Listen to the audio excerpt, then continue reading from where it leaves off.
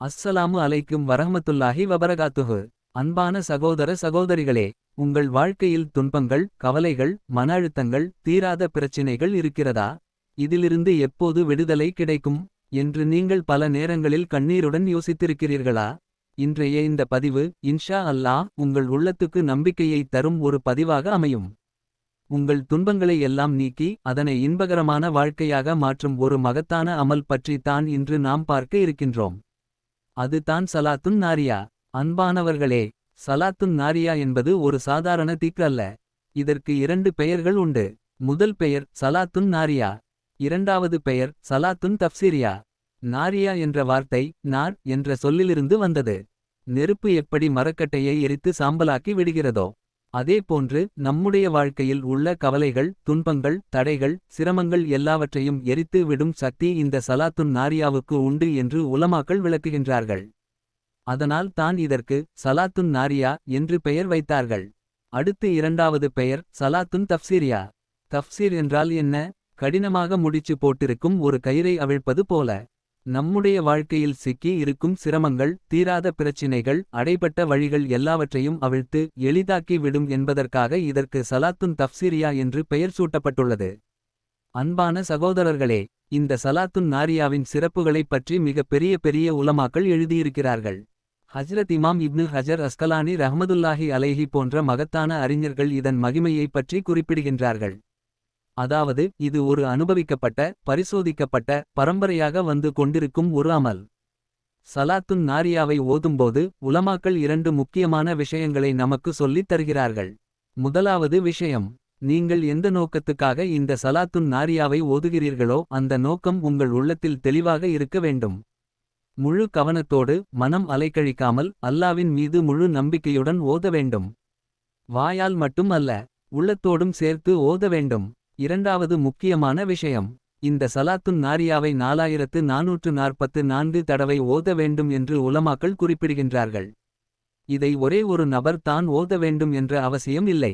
பல நபர்கள் ஒன்றாக சேர்ந்து ஒரே நோக்கத்துக்காக அமர்ந்து மொத்தமாக 4444 தடவை ஓதலாம். ஒரே அமர்வில் தான் முடிக்க வேண்டும் என்ற கட்டாயமும் இல்லை.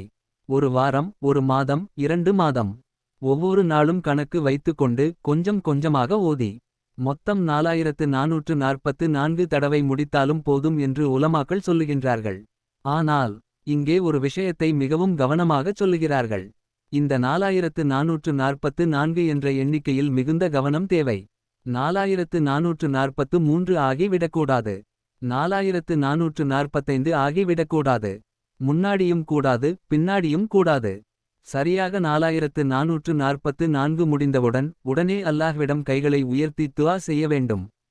அன்பானவர்களே, இந்த அமலை நீங்கள் தினசரி வாழ்க்கையில் ஒரு வழக்கமாக மாற்றிக் கொண்டால் உங்கள் வாழ்க்கையில் நீங்கள் தானாகவே மாற்றங்களை உணர ஆரம்பிப்பீர்கள். மனம் அமைதியாகும். பிரச்சினைகள் சிறிது சிறிதாக எளிதாகும். வழிகள் திறக்க ஆரம்பிக்கும். இவை எல்லாம் வெறும் வார்த்தைகள் அல்ல, அனுபவத்தின் அடிப்படையில் சொல்லப்பட்ட விஷயங்கள். இன்னொரு அழகான விஷயம் என்ன தெரியுமா? இந்த சலாத்துன் நாரியாவை நீங்கள் கட்டாயம் ஒரு தேவைக்காக மட்டுமே ஓத வேண்டும் என்ற அவசியம் இல்லை. ரசூலுல்லாஹ் அவர்களுக்கு அன்பளிப்பாகவும் இதை ஓதலாம். அப்படி ஓதினாலும் கூட அல்லாஹ் உங்கள் வாழ்க்கையில் உள்ள துன்பங்களை நீக்கி இன்பகரமான வாழ்க்கையை உங்களுக்கு வழங்குவான். இதில் எந்த சந்தேகமும் இல்லை. இப்போது அந்த மகத்தான சலாத்துன் நாரியாவின் வார்த்தைகளை கவனமாக கேளுங்கள். اللهم صل صلاة كاملة وسلم سلاما تاما على سيدنا محمد الذي تنحل به العقد وتنفرج به الكرب وتقضى به الحوائج وتنال به الرغائب وحسن الخواتيم ويستسقى الغمام بوجهه الكريم وعلى آله وصحبه في كل لمحة ونفس بعدد كل معلوم لك.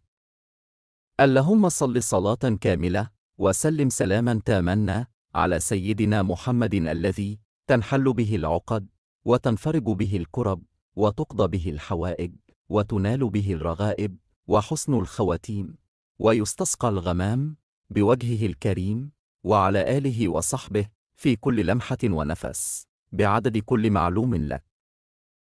மனம் ஒன்றிணைத்து இதன் அர்த்தத்தை நினைத்து கொண்டே ஓத முயற்சி செய்யுங்கள்.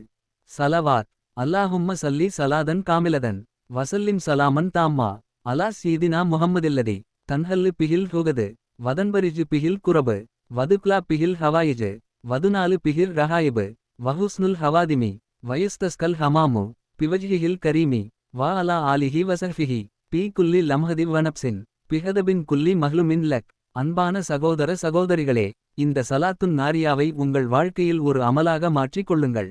காலங்கள் கடக்க கடக்க அல்லாஹ் உங்களுடைய துன்பங்களை எல்லாம் நீக்கி உங்கள் வாழ்க்கையை இன்பகரமான வாழ்க்கையாக மாற்றுவான்.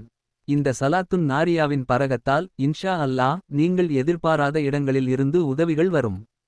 இந்த பதிவு உங்களுக்கு பயனுள்ளதாக இருந்தால் தயவு செய்து லைக் செய்யுங்கள், உங்கள் நண்பர்களுடன் ஷேர் செய்யுங்கள். மற்றும் இப்படிப்பட்ட பயனுள்ள இஸ்லாமிய பதிவுகளுக்காக எங்கள் சேனலை சப்ஸ்கிரைப் செய்ய மறக்காதீர்கள். அல்லாஹ் நம் அனைவருக்கும் அமல் செய்யக்கூடிய தௌஃபீக் நல்குவானாக. ஆமீன்.